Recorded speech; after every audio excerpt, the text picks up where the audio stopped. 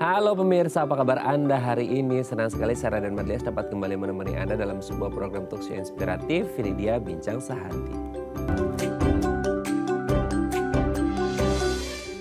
Setiap orang yang sakit pasti pinginnya apa? Pingin sembuh ya. Nah, pertanyaannya gimana ya caranya biar bisa sembuh? Ya dibantu dengan salah satunya obat. Ya, kita konsumsi obat atau minum obat. Tapi pernah nggak Anda mendengar atau tahu berita, dia itu katanya lagi sakit minum obat tapi malah keracunan.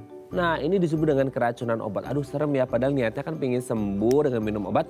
Tapi kok malah keracunan. Nah, apa sih penyebab keracunan obat dan gimana cara mencegahnya? Inilah topik yang akan kita bahas hari ini ya, seputar keracunan obat. Nah, ngomong-ngomong tentang konsumsi obat, kita akan membahas terlebih dahulu nih mitos fakta seputar penggunaan obat. Kita lihat yang pertama pemirsa. Jika belum sembuh, tambah dosis obatnya. Hayo, siapa yang di rumah gitu ya, yang aduh hari ini kok masih greges gitu ya, padahal udah minum obat 2 hari kok masih greges aja, badannya masih nggak enak. Oke, berarti ini kayaknya dosisnya kurang nih, dokter yang ngasih resepnya ya. Gitu ya. Akhirnya coba-coba sendiri, kan pikirannya logikanya orang gitu ya. Mungkin pikirnya, oh mungkin dengan dosis segini kayaknya kurang nendang nih untuk menghilangkan ini virus, bakteri segala macam di dalam tubuh. Makanya dosisnya ditambahin sendiri. Nah, ini hal yang mungkin ya secara nggak terrecord gitu ya, itu banyak orang yang melakukan hal tersebut dengan harapan, dengan embel-embel ingin segera cepat pulih, ingin segera cepat sehat dengan menambahkan dosisnya. Pikirannya gini, kalau semakin banyak obatnya kan berarti penyakitnya akan lebih cepat selesai dong, lebih cepat sembuhnya. Nah, apakah ini berlaku atau enggak? Kayaknya belum pernah dengar ya ada dokter meresepkan demikian, tapi nggak tahu juga, nanti akan kita bahas ya, ini mitos atau fakta. Oke, kita lanjut yang kedua pemirsa. Antibiotik obat untuk segala jenis penyakit. Jadi gini, konsepnya adalah gini, kenapa akhirnya muncul demikian? Kalau kita lagi berobat, entah ke rumah sakit atau ke dokter, biasanya ya, ini nggak selalu jadi patokan umum, biasanya akan disertai gini, ini obat-obat A, B, C, D, E gitu ya, terus disertai dengan antibiotik atau bahkan ada yang antibiotiknya aja. Nah, pertanyaannya, apakah ini menjadi anggapan bahwa antibiotik ini adalah obat dari segala jenis penyakit? Karena akhirnya orang berpikir demikian gitu ya, karena entah itu antibiotiknya berdiri sendirian atau disertakan dari beberapa jenis obat terus kemudian ditambah dengan antibiotik, sehingga muncul anggapan di masyarakat kita bahwa antibiotik ini kayaknya harus ya masuk ke dalam segala resep yang diresepkan oleh dokter. Tapi kan nggak tentu juga gitu ya, karena kita pikirannya oh antibiotik kan hanya untuk yang berasal dari bakteri itu penyebab penyakitnya. Kalau yang non bakteri gimana dong? Nah, nanti akan kita bahas apakah antibiotik ini menjadi satu-satunya gitu ya, menjadi obat obatnya, nanti akan kita bahas. Oke, kita lanjut yang ketiga pemirsa. Jika lupa minum obat, bisa diminum rapel. Nah ini ya, entah itu makan, entah itu tidur. Orang bilang, aduh kayaknya tidurnya kurang, aduh kayaknya makannya kurang. Ya udah deh nanti dirapel, pagi ini nggak sarapan, dirapel aja makan siang. Malam ini nggak tidur, ya udah dirapel aja siang ini sampai malam. Begitu halnya dengan minum obat. Banyak orang bilang, aduh lupa nih minum obat karena bangunnya kesiangan. Lupa minum obat pagi hari, ya udah deh nanti aja siang atau sore dirapel. Kan sama aja, tetap aja dia akan masuk dan dosisnya akan masuk ke dalam tubuh dan berfungsi. Tapi apakah benar demikian konsepnya atau nggak bisa? Itu berarti overdosis dari obat yang sudah diresepkan bahwa ini harus di pagi hari, ini sore hari. Nanti akan kita bahas ya, itu bahaya atau enggak. Oke, kita lanjut yang keempat pemirsa. Stop minum obat jika merasa sudah nggak sakit lagi. Terkadang gini, makanya ya sering dinasehatin nih sama dokternya atau sama perawatnya, Mbak, Mas, ini obatnya diminum sampai habis ya. Pernah nggak Anda dengar gitu? Pasti dibilanginnya begitu terus sama dokter atau perawatnya. Nah, kadangkala ketika kita udah sampai rumah nih ya, karena kita rawat jalan, jadi kayak baru sehari 2 hari udah enak nih badannya, ini obat masih banyak, kayaknya nggak perlu deh, takut nanti kalau diminum nanti ganggu kesehatan ginjal gitu ya. Gitu ya, banyak orang bilang begitu, kan badan udah baik kan ngapain diminum lagi, udah sehat ini gitu ya. Nah pertanyaannya, apakah ketika kita sudah sehat, oke kita bisa lepas dari konsumsi obat atau sesuai dengan perintah dokter ya, harus dihabiskan obat ini? Nanti akan kita bahas kenapa harus dihabiskan, kenapa tidak boleh dihabiskan. Nah itu ya, nanti akan kita jawab mitos atau fakta. Yang terakhir pemirsa, Obat tablet bisa diminum dengan cara apa saja? Siapa di sini yang telenable ya? Maksudnya bisa nelan dengan minum air putih atau pakai pisang atau pakai roti atau pakai apa gitu ya. Kadang-kala kita kayak aduh aku tuh bisanya cuman minum obat tuh pakai air putih. Aku nggak bisa, benar-benar nggak bisa ketelan. Dia tuh nyangkut di tenggorokan. Aku harus makannya sama dimasukin ke pisang atau dimasukin ke roti. Nah, apakah berbeda cara minumnya ini juga berdampak pada fungsinya atau segala macam cara juga nggak apa-apa gitu ya. Obat tablet itu bisa diminum dengan segala cara, entah itu dengan minum air, roti, pisang, atau lain sebagainya. Oke, itu tadi beberapa mitos fakta seputar penggunaan obat dan kami akan membahasnya sesaat lagi. Tetap bersama kami di Bincang Sehati.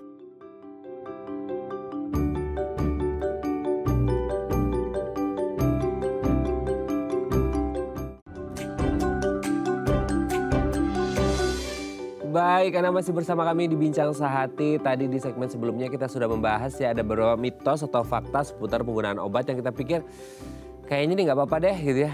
Karena obat itu aman ya untuk membunuh penyakit, tidak untuk membunuh manusianya gitu. Jadi kadang-kadang kita menyepelekan, aduh lupa nih gitu ya. Ya udah deh dirapel. Aduh belum sembuh nih, tambahin deh dosisnya. Kan nggak bahaya juga kan. Lebih banyak dosisnya akhirnya bisa membunuh penyakitnya lebih cepat.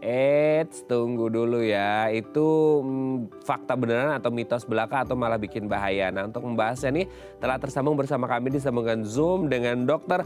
Feni Elvinarido SPPD Vinasim, spesialis penyakit dalam dari Rumah Sakit IMC Cikarang. Selamat pagi Dr. Feni, apa kabar dok? Ya, selamat pagi Mas Raden, kabarnya baik, salam sehat selalu. Salam sehat selalu, kita ketemu lagi ya dok ya. Oke, dok kita mau bahas sebelum kita ngomongin tentang keracunan obat. Ini serem banget ya keracunan obat gitu ya. Sebelum kita bahas tentang keracunan obat, kita ngomongin penggunaan obat terlebih dahulu dok. Mitos fakta yang pertama adalah ini banyak banget dok, belum sembuh nih. Ya udah deh. Nggak ada dokter kan gitu, nggak ada yang ngeliatin, tambahin deh dosisnya. Dengan harapan lebih cepat sembuh penyakitnya biar diserangnya lebih banyak. Nah ini gimana nih dok? Ya, jadi kalau itu adalah mitos ya. Jadi dalam mengkonsumsi obat kita harus patuhi aturan minum obat ya. Jadi setiap obat sudah dilakukan uji preklinis dan klinis, sehingga sudah ada aturannya berapa lama waktu paruhnya dalam tubuh, berapa lama harus dikonsumsi ya. Nah beberapa obat ada yang harus dikonsumsi 1 tablet misalnya per 8 jam ya. Jadi kita jangan mengasumsikan bahwa setelah kita minum obat dan keluhannya masih tetap ada, kita bisa mendobelkan dosis obat ya. Jadi kita tetap harus mematuhi aturan karena dengan double dosis itu akan berisiko sekali untuk efek samping obat bahkan keracunan obat ya. Jadi itu mitos ya. Nah itu ya, jangan suka mendobel-dobelkan ya, dosisnya ditambahin, harusnya minum 1 gitu ya, diduain, ditigain, nggak enak loh diduain gitu ya. Ternyata bukan hanya hati saja yang tidak enak diduain ya dok ya, obat juga nggak enak. Hati-hati obat pun ya benar. Oke dok ya, sudah terjawab ya pemirsa ya, mitos ya nggak boleh ya. Oke kita lanjut yang kedua dok. Nah ini nih, ini muncul anggapan dok, mungkin muncul demikian gitu ya, keluar statement ini karena mungkin orang berpikir setiap mereka berobat gitu ya, pasti di ujung dari paket obatnya disertai dengan antibiotik ya, gitu ya, disertai dengan antibiotik. Atau kalau ada mungkin ada beberapa penyakit tertentu gitu ya, justru nggak diresepin obat, diresepinnya antibiotik aja gitu kan. Nah akhirnya orang berpikir, oh antibiotik adalah obat dari segala obat gitu. Nah kalau menurut dokter gimana nih dok? Ya, jadi itu yang harus kita luruskan di masyarakat ya, Mas Raden ya. Jadi antibiotik itu kalau saya lihat sih saat ini di masyarakat dijadikan obat dewa ya. Iya. Apapun penyakitnya antibiotik obatnya ya. Padahal itu salah ya. Tidak semua penyakit disebabkan karena infeksi. Jadi untuk merefresh lagi ya, antibiotik itu kita berikan bila penyebabnya adalah infeksi. Nah, infeksi dalam hal ini adalah infeksi bakteri. Ya, infeksi kan bisa juga virus, jamur ya. Jadi kalau infeksi jamur atau virus obatnya bukan antibiotik. Jadi antibiotik itu hanya untuk infeksi bakteri. Jadi dan tidak semua demam itu disebabkan karena infeksi bakteri. Ya, jadi Jadi itu adalah mitos dan sebaiknya kita menghindari penggunaan antibiotik yang berlebihan karena bahayanya apa? Akan terjadi resistensi ya antibiotik. Kalau saat ini kita lihat penggunaan yang bebas kemudian tidak tepat ya, itu akan menyebabkan resistensi sehingga suatu saat kita harus mencari jenis antibiotik yang lain untuk mengobati penyakit tertentu ya. Jadi itu yang saya ingin ingatkan kepada pemirsa bahwa hati-hati dengan penggunaan antibiotik ya. Tidak semua batuk, flu, demam, tidak semua penyakit bisa diobati dengan antibiotik ya. Demikian. Nah, itu dia. Semoga membantu. Betul, antibiotik itu untuk mengobati penyakit gara-gara infeksi. Well, infeksi itu tidak hanya satu ya, ada beberapa karena virus, bakteri, dan lain sebagainya. Nah, yang untuk antibiotik adalah yang dari bakteri. Nah, ini juga kemarin sempat kejadian ya dok ya, selama pandemi COVID-19 juga banyak orang mengkonsumsi antibiotik gitu ya. Iya. Tapi ini infeksi sih, tapi kan infeksinya virus bukan bakteri gitu ya dok ya. Iya, benar. Kalau dulu ya Mas Raden memang di pandemi kita guideline pertama memang kita dianjurkan untuk memberikan antibiotik ya. Namun seiring dengan perkembangan ya dan penelitian yang ongoing saat ini memang sudah bukan satu obat rutin antibiotik pada COVID ya. Jadi tetap dengan antivirus dan vitamin. Antivirus ya, sesuaikan ya. Oke dokter, jawab ya pemirsa ya, jangan bagus sih antibiotik tapi jangan mendewakan karena tidak semuanya bisa diatasi dengan antibiotik. Oke dok, kita lanjut yang ketiga.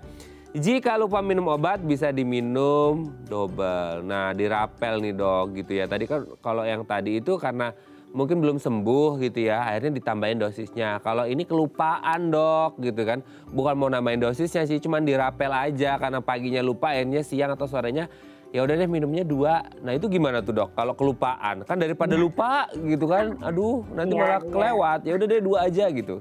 Gimana dok? Oke, kalau itu mah mitos ya. Kalau gaji dirapel mah oke ya, Mas Raden ya. Tapi kalau obat dirapel dihindari ya. Jadi bila pasien lupa meminum obat, misalnya nih obatnya per 12 jam, harusnya jam 9 pagi dan jam 9 malam ya, 2 kali sehari. Terus lupa meminum obat jam 9 tapi mengingatnya di jam 11 itu masih bisa. Ya, masih bisa minum obat itu, kemudian nanti obat yang selanjutnya diminum sesuai jamnya.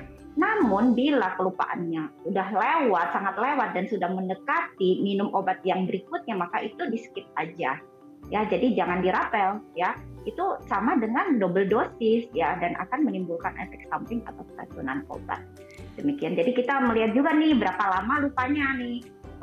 Kalau kurang lebih sampai 2 jam nggak apa-apa, kita masih bisa mengkonsumsi obat yang kelupaan tadi. Oke, berarti toleransinya kurang lebih 2 jam ya dok ya? Setelah 2 jam ya. Jam yang harusnya kita obat minum. Yang kelupa, ya obat yang harusnya diminum. Oke, 2 jam ya. Oke, jadi pemirsa kalau udah lewat 2 jam gitu udah jangan diminum 2 deh ya gitu daripada nanti menimbulkan efek samping ya. Oke dok, lanjut dok. Nah ini juga nih banyak nih dok.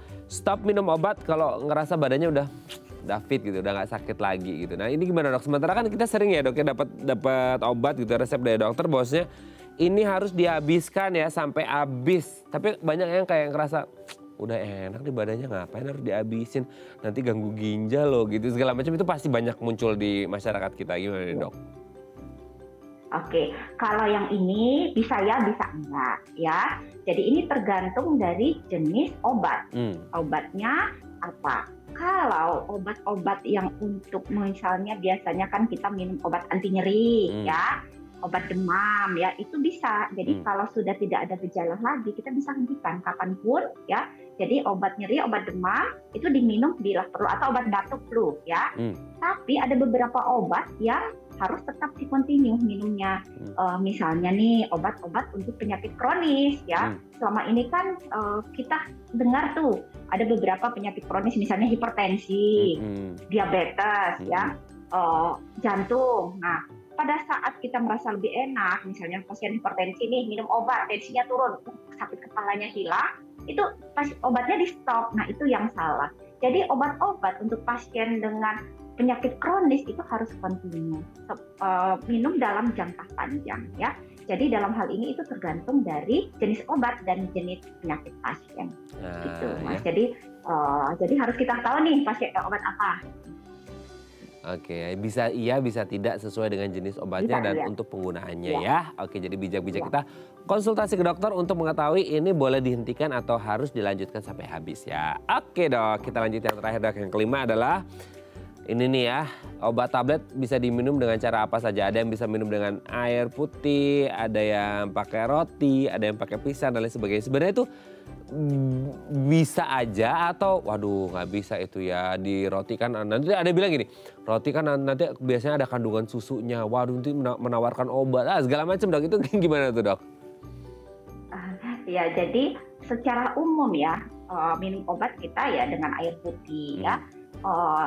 Nah, ada beberapa pasien yang memang sulit menelan obat sehingga bisa dengan pisang ya, atau misalnya dengan minuman lain. Nah, ada beberapa obat yang tidak penggunaannya karena komposisi obat tersebut itu tidak boleh dikombinasi dengan misalnya nih dengan pisang, apalagi terutama dengan minuman-minuman lain, makanan lain yang mengandung alkohol, karena bisa menyebabkan senyawa yang beracun ya, membuat obat tersebut membentuk senyawa yang beracun. Kemudian ada beberapa obat juga yang komposisinya itu sudah diatur, misalnya nih jadi coated ya di tablet selaput, sehingga itu nggak boleh dibelah. Ada beberapa pasien kan, wah kegedean ini, ya saya belah aja deh berapa ya. Nah karena susah telannya, padahal ada beberapa obat itu yang memang sudah dengan teknologinya udah diatur bahwa itu nggak boleh dibelah, kan mempengaruhi kinerja obat, efektivitas obat dan kemampuan obat dalam mengobati penyakit. Jadi kita harus lihat setiap minum obat kita harus memperhatikan etiket obat atau brosur dari obat tersebut. Apa bisa dibelah, kemudian minumnya dengan apa, karena ada beberapa memang yang tidak boleh dikonsumsi dengan pisang atau cara belah ataupun dengan yang lain, harus tetap dengan air putih. Ya oke, jadi sesuaikan ya, kita harus tahu ini kandungan obatnya seperti apa gitu ya. Kalau saya personally selalu minum dengan air putih ya. Kalau pakai pisang dulu pernah coba nyangkut di gigi gitu ya dok ya. Oke dok, terima kasih ya, ini sudah terjawab mitos faktanya. Nanti kita akan lanjut ya ke segmen berikutnya, kita berbicara tentang keracunan obat. Oke pemirsa, 021 290 3244 atau DM Instagram kami di @dafamily.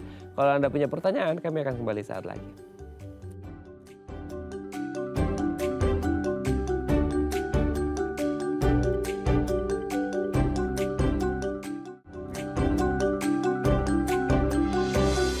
Baik, Anda masih bersama kami di Bincang Sehati. Kita masih membahas tema kita hari ini. Aduh gimana ya supaya kita tuh pas minum obat pinginnya kan sehat gitu ya. Supaya nggak keracunan. Apalagi tadi sempat di-mention ya sama Dokter Feni bahwasanya kalau minumnya itu pakai ya bisa jadi pakai pisang atau pakai apa yang lain, minuman beralkohol bisa jadi malah bukannya mengobati malah bikin keracunan. Nah ini mau kita bahas hari ini ya, gimana cara mencegah keracunan obat. 021 290 3244 atau DM Instagram kami di @dafamily kalau Anda punya pertanyaan. Kita masih bersama dengan Dr. Feni Elvina Rido SPPD Vinasim, spesialis penyakit dalam dari Rumah Sakit IMC Cikarang. Dok, kita lanjut lagi ya dok ya.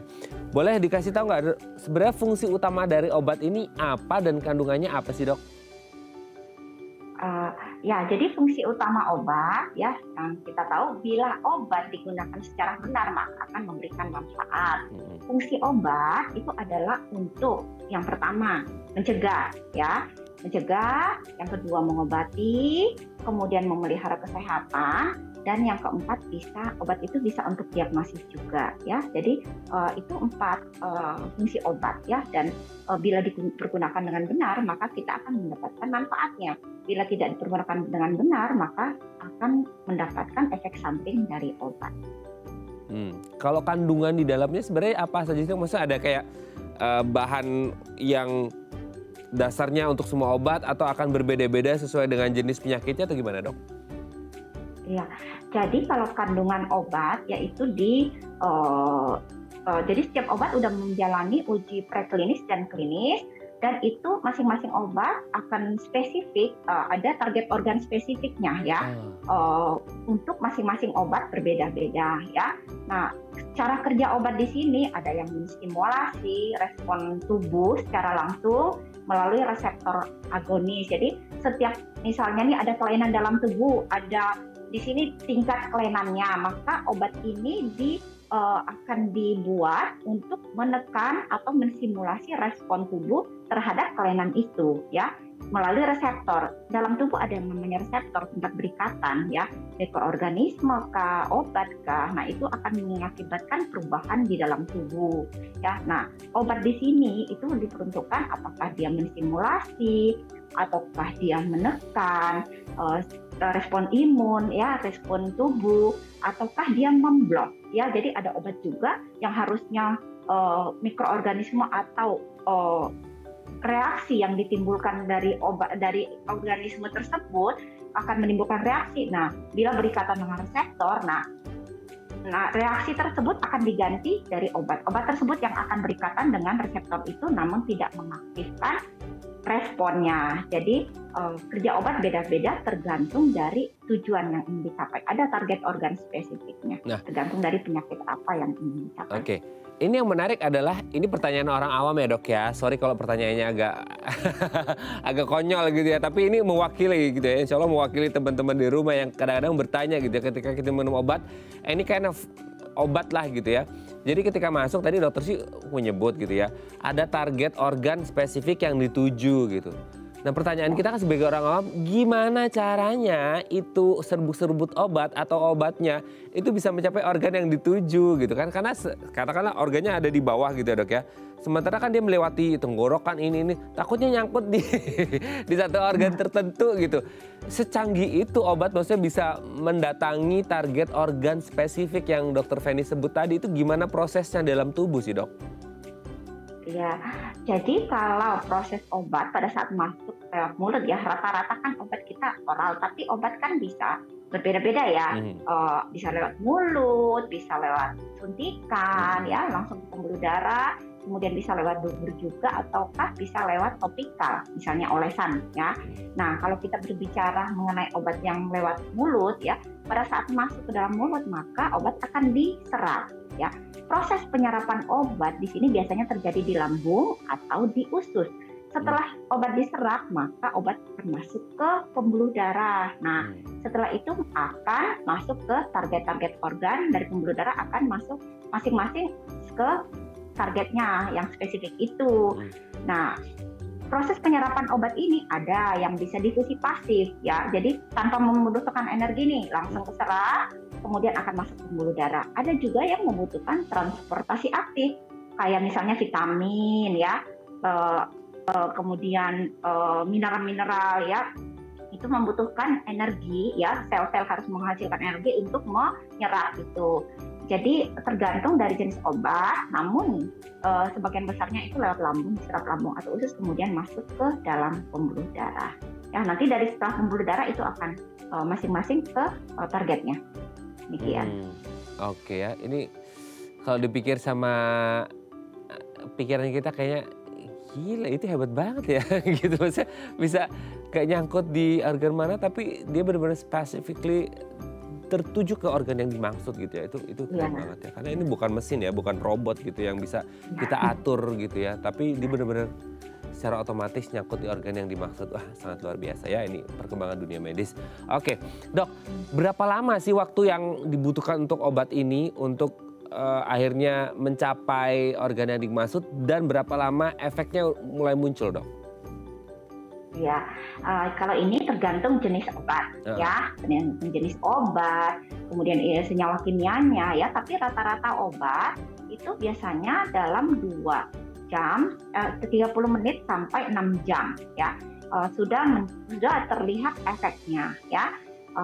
Ada yang membutuhkan jangka panjang ya prosesnya ya, berikatan, kemudian akan menimbulkan reaksi-reaksi ya, karena obat ini adalah senyawa kimia ya, sudah didesain sedemikian rupa sehingga akan terjadi interaksi-interaksi dan reaksi-reaksi. Namun biasanya yang paling cepat itu dalam Ada yang dalam 30 menit rata-rata sampai 6 jam. Jadi sesuai dengan efek yang ditimbulkan ya, maka biasanya itu juga menentukan dosisnya berapa obat ini, berapa lama harus dikonsumsi ya. Itu yang menentukan juga berapa lama bisa bertahan dalam tubuh ya. Jika obatnya bisa bertahan sampai 12 jam, maka obat itu diberikan per 12 jam ya. Lalu ada juga obat yang bisa bertahan sampai 24 jam. Jadi itu dengan dosis 1x1. Jadi dosis obat yang diberikan itu bukan asal ya, ini 3x1 nih, ini 2x1, 2x1 itu tergantung dari farmakokinetik dan farmakodinamik dari obat tersebut. Berapa lama berefek, berapa lama bertahan dalam tubuh, sehingga kita pada saat kadarnya sudah tidak ada dalam tubuh, maka kita sudah harus memberikan dengan dosis yang baru. Oke, itu efeknya ya, efek dari menimbulkan menimbulkan pengaruh gitu ya, sama bertahannya berapa lama. Itu pengaruh juga ke pengaturan aturan dosisnya gitu ya dok ya, apakah 3 kali sehari atau 2 kali sehari, kan kadang-kadang kita menemukan itu ya, atau sekali sehari gitu ya, tergantung dosisnya, efeknya gitu ya. Nah kalau untuk kan selama ini kita berpikirnya ya kalau sakit ya minum obat gitu ya, sakit obat, selalu template seperti itu. Tapi apakah semua jenis penyakit harus minum obat dok? Maksudnya ada nggak sih penyakit yang harus minum obat gitu, atau ya nggak bisa dong untuk ngobatin penyakit yang minum obat gitu? Oke. Jadi ini tergantung penyakitnya lagi ya, tergantung penyakitnya. Kalau untuk penyakit-penyakit sebenarnya misalnya dengan gejala demam subfebris misalnya suhu 37,6, ya sebaiknya kita kompres aja ya, nggak usah minum obat ya. Kompres, kita banyak minum air putih ya. Kalau suhunya di atas 38 ya kita mengkonsumsi obat demam. Demikian juga pada beberapa penyakit kronis misalnya diabetes ya. Pada pasien-pasien dengan awal diabetes yang kadar gulanya bisa terkontrol dengan hanya diet saja dan olahraga dan target gula yang kita inginkan itu tercapai, maka itu kita bisa tanpa obat ya. Dan kita yang penting diet dan yang penting lifestyle dalam hal ini ya. Demikian juga dengan hipertensi ya. Pasien hipertensi namun tekanan darahnya terkontrol hanya dengan diet ya, rendah kalori, rendah garam, kemudian rendah lemak, dan ada pasiennya bisa berolahraga secara rutin, maka kita bisa hanya dengan lifestyle modification saja, obatnya kita bisa skip. Jadi dalam hal ini tergantung dari penyakit dan kondisi pasien. Oke, tergantung penyakit dan kondisi pasiennya. Nah, kalau ngomongin tentang kondisi penyakit dan pasiennya, pertanyaan berikutnya adalah apakah semua jenis obat yang dikonsumsi itu aman? Karena selama ini kita pernah mungkin mendengar ya, seperti tema kita hari ini, ada orang yang keracunan obat. Aduh, serem banget ya. Nanti akan kita bahas di segmen selanjutnya ya dok ya, apakah semua jenis obat itu aman dan apa yang akhirnya menyebabkan orang menjadi keracunan obat di segmen selanjutnya ya dok ya. Oke, pemirsa 021 290 3244 atau DM Instagram kami di @dafamily. Kalau Anda punya pertanyaan, kami akan kembali saat lagi.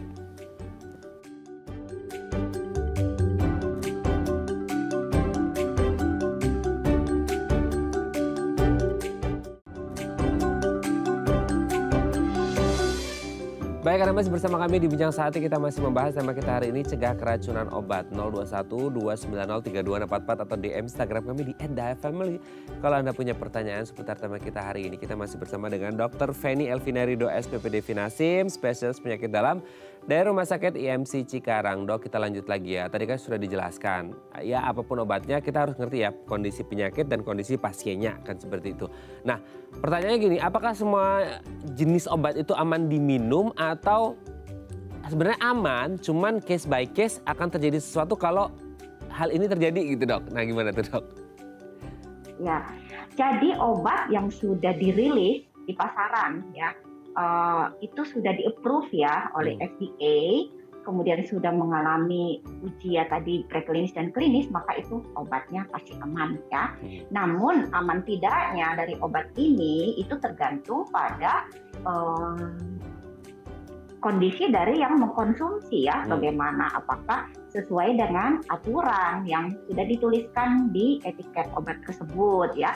Jadi kalau kita bilang aman, aman ya. Apalagi ada beberapa obat yang memang bisa dibeli bebas ya, yang berlogo biru itu ya Mas, itu obat bebas ya. Kemudian ada lagi yang bebas bersyarat, bebas terbatas, kemudian ada obat keras. Nah, semua obat itu aman bila digunakan sesuai dengan aturan yang ada. Gitu. Oke. Nah, kalau untuk yang kasus keracunan obat, maksudnya masuk definisi keracunan obat ini serem ya, Dok, kayak keracunan.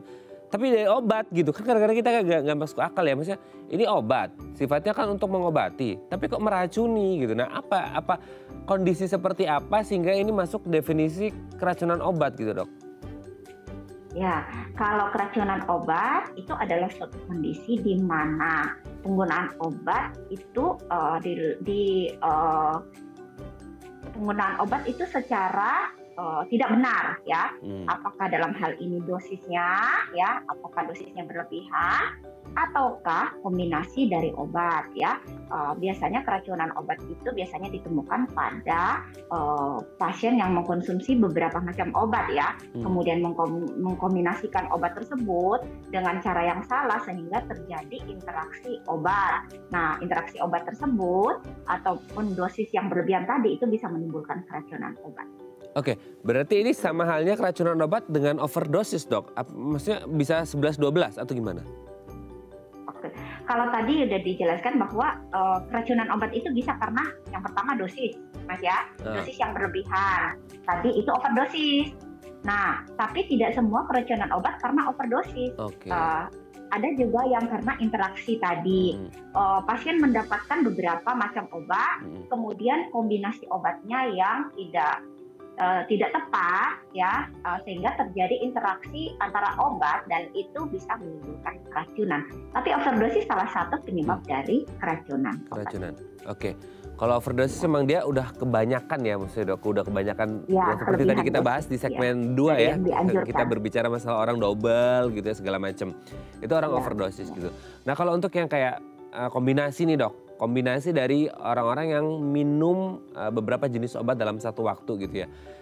Kalau masuk kategori keracunan itu benar-benar dari awal minum kombinasi itu sudah keracunan, maksudnya muncul gejala keracunannya, atau ternyata nggak muncul di pertama loh, bisa jadi itu setelah minum ketiga bahkan keempat gitu, Dok, itu bisa saja terjadi demikian nggak sih? Nggak hanya terjadi di awal aja, tapi bisa jadi kayak minuman ketiga, keempat atau kelima itu baru muncul, Dok. Iya, jadi ada ini tergantung lagi dari jenis obatnya ya. Jadi ada beberapa jenis obat yang keracunannya bisa langsung terjadi pada saat segera setelah minum obat. Oke. Ya, kemudian ada juga keracunan obat yang bisa terjadi beberapa hari setelah minum obat. Misalnya nih, yang biasanya kita temukan itu keracunan paracetamol ya. Paracetamol yang paling banyak kan itu obat bebas bisa ditemukan. Namun ya kayak tadi yang di mitos tadi, mungkin minum paracetamol 1 tablet kemudian tetap sakit kepala, demamnya tetap, maka misalnya nih minum 3 tablet sekaligus ya karena mau tokcer nih efeknya. Nah, biasanya efek keracunan itu bisa muncul dalam 3 hari kemudian. Efek dari keracunan paracetamol tadi. Jadi memang berhati-hati kita ya pada pasien-pasien yang ada tendensi atau kita curigai keracunan obat, karena biasanya nggak langsung pada saat itu. Kita tetap harus mengobservasi selama beberapa hari kemudian untuk gejala-gejala keracunan yang kemungkinan muncul. Dok, ini pertanyaan dari umum juga ya, mungkin aku jadi kepikiran gitu kan. Mungkin ya ada orang kan yang beli mungkin obat di apotik, ada juga mungkin ya, Dok ya, ini orang beli obat warung gitu ya. Kan biasa ada tulisan dulu, awas obat keras gitu ya, Dok ya. Itu sering ya gitu. Ya. Nah, itu kalau katanya nggak boleh dikombinasikan dengan obat yang lain. Itu bisa jadi tendensi juga nggak sih? Maksudnya penyebab juga faktor risiko ketika memadukan beberapa jenis obat yang ada labelnya awas obat keras bisa jadi keracunan, Dok? Ya, benar. Jadi hati-hati dalam mengkombinasikan obat ya, karena ada beberapa obat yang interaksinya itu mempunyai saling menambah efek dari obat tersebut ya. Kemudian ada juga memang obat yang dengan kombinasi mengurangi efektivitas dari obat. Tapi ada beberapa yang saling menambah efek dari obat. Nah itu ya berbahaya, bisa menyebabkan keracunan ya. Kemudian ada juga beberapa interaksi obat yang bisa menghasilkan senyawa yang beracun itu tadi, sehingga bisa menyebabkan keracunan obat. Jadi dianjurkan pada pasien-pasien dengan meminum beberapa jenis obat, berhati-hati ya, apalagi bila misalnya nih diminum bersamaan sekaligus ya, karena ada beberapa tendensi ke interaksi obat. Jadi diusahakan misalnya nih kita berikan jeda sejam atau 2 jam dengan obat yang berikutnya ya.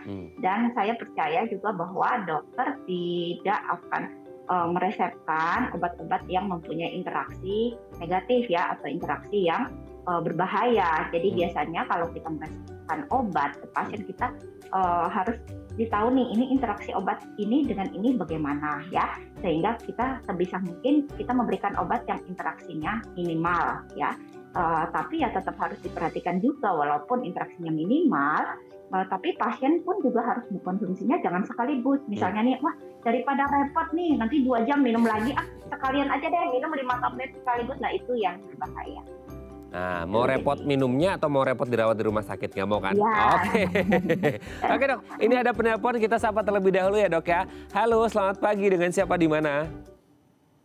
Dengan Ibu Patarang di Sulawesi Utara, dok. Ibu siapa Bu? Patarang ya? Saya Patarang. Oke, di Sulawesi Utara ya. Silakan Ibu. Keluhan saya dok, saya ini kan sudah lama sakit. Jadi saya sudah 2010 sakit. Saya minum obat sudah lama. Mulai 2016 saya minum obat limpa, kasih ya. Obat limpa. Ya, jadi ini keluhan saya dok, kenapa lidah saya ini warna ungu. Saya susah makan pedas, panas, saya susah. Nggak bisa makan pedas Bu, apa gimana? Iya. Panas. Iya. Karena sudah lama, apakah itu keracunan obat atau apa? Saya sakit dari 2010, tapi ketahuan penyakit limpa nanti 2014. Oke.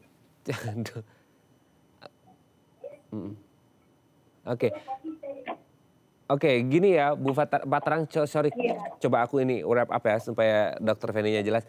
2010 sakit, 2016 terdeteksi limfanya gitu ya, akhirnya minum obat. Oke, limfa 2016 minum obat, tapi di lidahnya ada warna ungu gitu ya Bu ya, nggak bisa makan pedas gitu ya, sensitif lidahnya gitu ya. Seperti itu. Oke. Dokter Feni ada yang ditanyakan atau sudah jelas dok? Limpahnya sakit apa Bu katanya? Ada kelainan apa di limpahnya? Bengkak limpa saya. Bengkak? Iya. Oke. Dan obat apa yang Ibu konsumsi? Obat apa Bu yang dikonsumsi Bu, yang diminum? Tasikna. Apa dok? Apa Bu? Tasikna. Tasikna. Tasikna 300 mg. Tasikna 300. Satu kali minum. Tasikna Bu ya, apa namanya? Pagi jam 6 sama sore jam 6. Jadi 600 mg. Oke. Sudah jelas dok? Oke, belum, ya nggak apa-apa. Oke, tapi sudah dipahami ya? Oke. Ya, Tasikna. Tasikna ya itu Bu ya. Maaf nih aku nggak ngerti ya Bu ya. Nanti dijawab sama dokter. Makasih ya Bu Patarang di Sulawesi Utara ya. Sehat selalu. Kita coba jawab ya. Silakan Dokter Feni.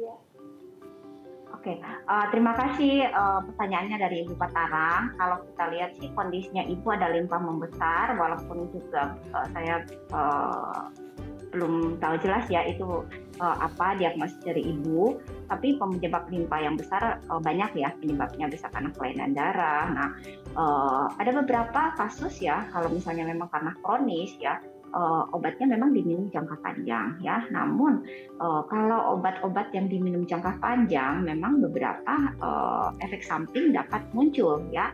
Misalnya kalau minum steroid ya, steroid jangka panjang itu bisa menyebabkan beberapa efek samping yang muncul ya. Di antaranya biasanya kadang menimbulkan luka di lambung ya.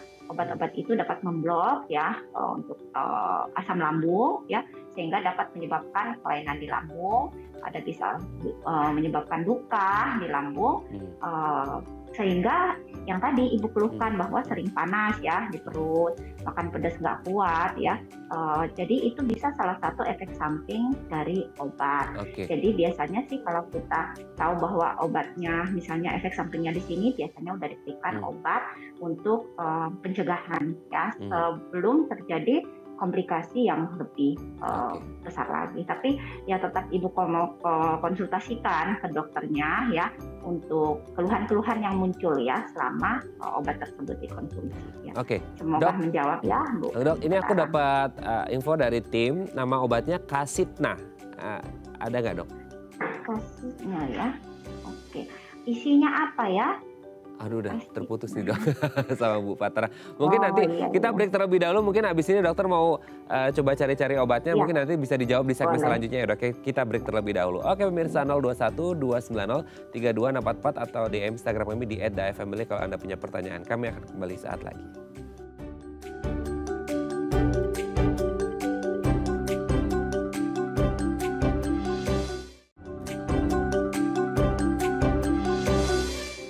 Baik, Anda masih bersama kami di Bincang Saatnya. Kita masih bersama dengan Dr. Feni Elvina Rido, SPPD Vinasim, spesialis penyakit dalam dari Rumah Sakit IMC Cikarang. Nah, ini kebetulan untuk Bu Patarang tadi ya, kalau memang ini kita coba-coba cari obatnya ya bareng sama Dr. Feni, tapi kayaknya belum ketemu. Nanti kalau belum puas dengan jawabannya bisa kontak ke Rumah Sakit IMC Cikarang dengan Dr. Feni ya Bu Patarang ya untuk konsultasi lebih lanjut ya.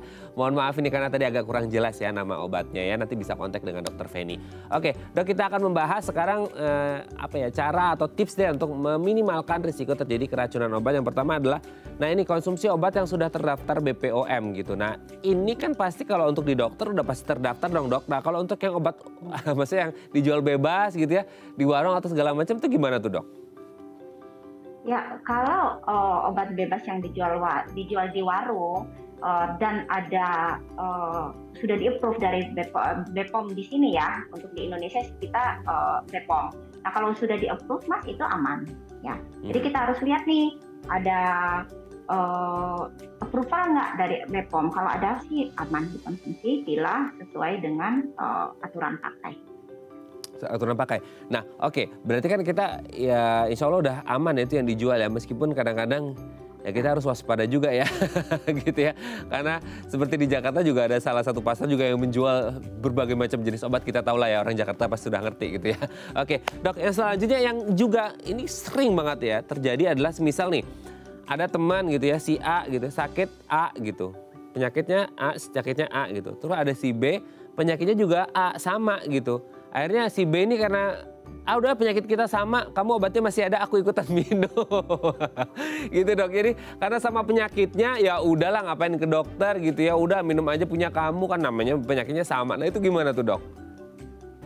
Ya jadi itu tidak benar ya. Jadi masing-masing harus ke gejala kadang-kadang mirip ya. Kayak demam itu kan biasanya ada gejala apakah infeksi, apakah ada radang ya. Itu bisa demam, tapi masing-masing individu berbeda-beda ya responnya, kemudian penyebabnya. Jadi tidak benar misalnya nih, kok kita sama-sama batuk, kita sama-sama demam, terus saya minum aja obatnya, nanti kamu dikasih apa, saya minum, itu tidak sepenuhnya benar karena belum tentu penyebabnya sama ya. Nanti jadi overtreat ya, jadi penggunaan obat yang tidak sesuai itu bisa menimbulkan efek samping ataupun menimbulkan efek yang tidak berbahaya bagi tubuh ya.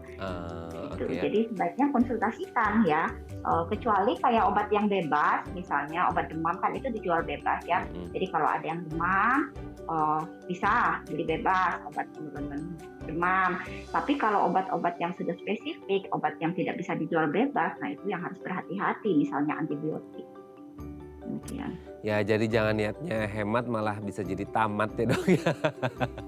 Ya, jangan seperti itu. Nah, selanjutnya untuk mencegah keracunan obat, maksudnya ada nggak sih dok tataran umum gitu ya? Atau kembalikan ke masing-masing obat bahwa ketika mengonsumsi obat ini pantangan nggak boleh makan ini, minum ini gitu kan. Mungkin seperti selama minum obat, kayak tadi dokter sempat mention juga minum alkohol gitu ya. Misalnya minuman keras dan lain sebagainya. Ada nggak sih dok pantangan yang secara garis besar gitu ya, ini makanan minuman nggak boleh dikonsumsi selama minum obat gitu?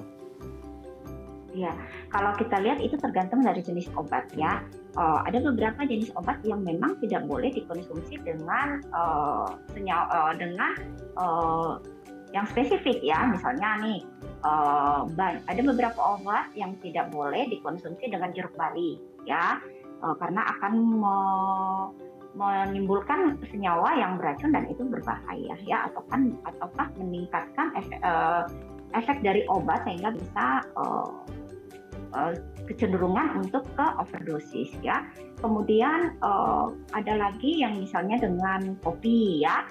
Ada beberapa obat yang bila dikonsumsi dengan kopi itu bisa menimbulkan efek-efek yang tidak diinginkan, misalnya jadi berdebar ya. Ada beberapa kan kita tahu obat-obat flu ya, obat-obat batuk itu biasanya memang ada beberapa orang yang agak sensitif terhadap kandungan zat tertentu ya, itu bisa berdebar-debar dengan obat tersebut. Demikian, nah apalagi bila dikonsumsi misalnya dengan kopi, maka efek yang ditimbulkan itu bisa lebih parah ya.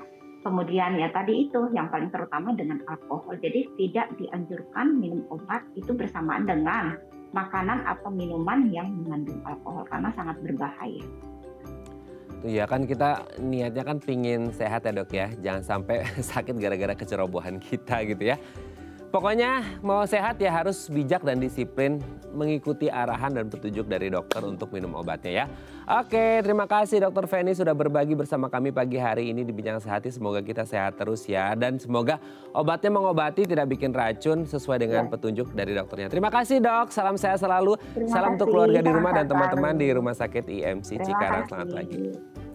Oke pemirsa, itu tadi perbincangan kita dengan Dr. Feni, semoga bermanfaat ya. Ingat pemirsa, hari ini tanggal 4 Oktober, besok tanggal 5 Oktober siaran analog se-Jabodetabek akan dihentikan ya. Jadi segera beralih ke siaran TV digital. Gimana caranya? Beli set top boxnya sekarang kalau Anda ingin menikmati tayangan Dai TV yang jauh lebih cernih dan juga canggih. Oke, saya Raden Badlias pamit, sampai jumpa dan selamat beraktivitas di hari Selasa yang indah ini. Sampai jumpa.